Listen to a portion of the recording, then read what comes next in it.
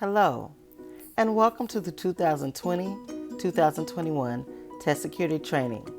Please take time to sign in and to write down any questions you may have for later. The DCCR is the District and Campus Coordinator Manual and is available on the TEA website. The Test Security section gives a complete overview of the state's expectations. What is test security, you may ask? Well, it's the safeguarding the integrity of all testing content with a strict adherence to the instructions and procedures contained in the test administration manuals and resources, ensuring fair and equal testing opportunities for all students, and ensuring that all individuals involved in administering the assessment receive training and sign a security oath, which each of you will sign at the end of this training. So, test security involves protecting the contents of all secure materials, teacher, student, test booklets, and completed answer documents, online assessments and test tickets for STAR and TELPAS, TELPAS calibration activities and components for holistically rating student performance, involving accounting for all secure materials before, during, and after each test administration, and identifying those who can and cannot handle those secure materials, properly storing those secure materials, tracking the chain of custody of those secure materials using a material control form, and maintaining the integrity of the test. As you can see, the testing dates of our campus are listed. The hyperlinks on each side are available for you to download the manuals for STAR and TELPAS this year. We will not be having hand-to-hand. Testing irregularities. There are two types of testing irregularities. They can be serious or procedural. Testing irregularities are any incident that deviates from documented testing procedures.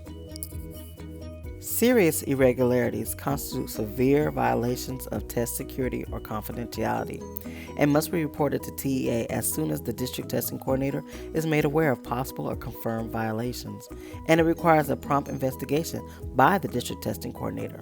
It can result in the individual or individuals responsible being referred to the TEA Educator Certification and Standards Division for consideration of disciplinary action. Serious irregularities include directly or indirectly assisting students with responses to test questions, tampering with student responses, falsifying holistic ratings or student responses, viewing secure test content before, during, or after administration unless authorized by TEA, discussing or disclosing secure test content or student responses, scoring students' tests either formally or informally, duplicating, recording, or electronically capturing confidential test content unless authorized by TEA, responding to secure test questions, fraudulently exempting or preventing a student from participating in the administration of a required state assessment, receiving or providing unallowable assistance during calibration activities, encouraging or assisting the individual to engage in the conduct described in the items listed above, or any other serious violation of security and confidentiality, failing to report to an appropriate authority that an individual has engaged in or suspected of engaging in conduct described in the items listed above, or any other serious violation of security and confidentiality, failing to implement sufficient procedures to prevent student cheating, or failing to implement sufficient procedures to prevent procedures altering the test documents by anyone other than the student. Students capturing or transmitting secure test content is a violation according to the Texas Education Agency. Electronic devices must be powered off and turned in to the test administrator to hold until all students have completed the test.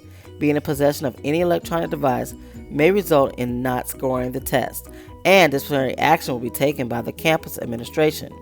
TA considers it a serious violation if a student photographs or duplicates secure test content or disseminates this information using an electronic device. If a test administrator is in violation of test security, the penalties for the violations include referring to SBEC for potential sanctions. For example, restriction, reprimand, suspension, or revocation of teaching certificate, Class C misdemeanor, invalidating students' test results, lowering accreditation status or accountability rating for that campus, or charter sanctions and revocation. If you are referred to the SBEC, there is a minimum 1-year suspension of the educator's license when he or she is accused of a serious testing violation. Previous referred cases include a 1-year suspension for providing students direct or indirect assistance, 2-year suspension for reviewing students' test responses, identifying incorrect answers, directing students to rework test items, and providing clues, revocation for helping students solve problems and using voice inflection and facial expressions during oral administration. The second type is procedural testing irregularities. They are less severe, more common, and typically the result of minor deviations from testing procedures. They include monitoring errors, accommodation errors, eligibility errors, improper accounting for secure materials, and other procedural irregularities. They require the submission of an incident report and a plan of action. Many procedural irregularities, when identified in a timely manner, can be resolved with minimum impact to students. So for monitoring errors, a test administrator did not actively monitor students and did not detect when students went back or went ahead to work on a different part of the test, ensure that students worked independently, prevent students from using cell phones to take pictures, post, or send messages, verify that students recorded their responses and accepted blank answer documents, or confirm that the students submitted online tests. A test administrator who leaves the room unmonitored during testing, did not monitor students during a break, reinforce test-taking strategies, did not properly prepare the testing environment or device for testing, did not use the test administrator manual or read, say, instructions, did not complete required seating chart, or did not give students the correct amount of time to complete the test, either too much time or too little time. Another common procedural irregularity is accommodation errors. Some examples include a student was provided an unallowable accommodation, a student not approved for accommodation was provided the accommodation, an allowable and approved accommodation was not provided for a student, an allowable and approved accommodation was not properly administered or applied, or the district failed to get the required TA approval for an accommodation. Eligibility errors examples include a student was administered an incorrect test. A specific test was administered on the incorrect day. An eligible student was not administered a test. An ineligible student was incorrectly administered the test, or the district failed to properly account for all eligible testers.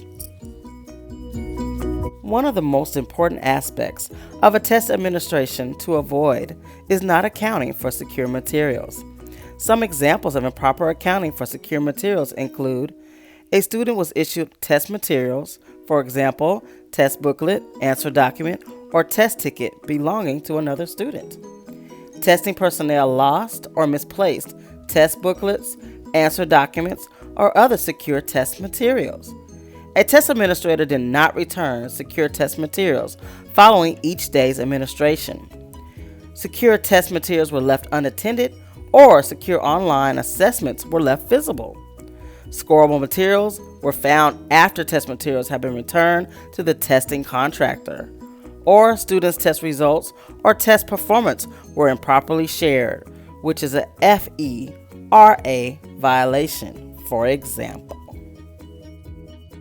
Anyone with knowledge of a suspected testing irregularity is required to report it to your campus ADS and to your building principal, and they will report it by the ADS or building principal to our district testing coordinator. All school personnel who participate in state-mandated testing or handle secure test materials must complete a general oath of test security. This year it will be completed electronically. It is required to be completed after receiving training and before handling secure test materials. All certified staff members must be identified who will be responsible for each non-certified participant.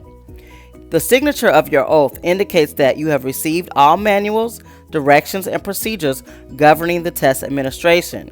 You will read your manuals prior to administering any state assessment, and that you understand and acknowledge that any training does not replace you reading your manuals and other resources.